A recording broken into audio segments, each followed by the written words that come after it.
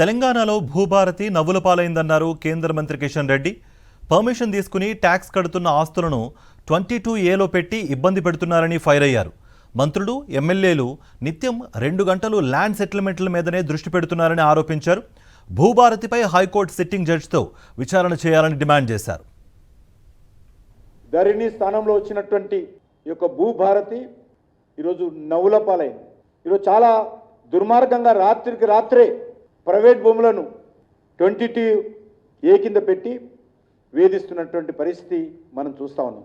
ఏ రకంగా ఉందంటే high court comment చేయడం జరిగింది. తెలంగాణ ప్రజల ఆస్తులు భద్రంగా ఉండాలంటే ఆర్మీని దింపాల్సి వస్తుంది అని కామెంట్ చేసింది.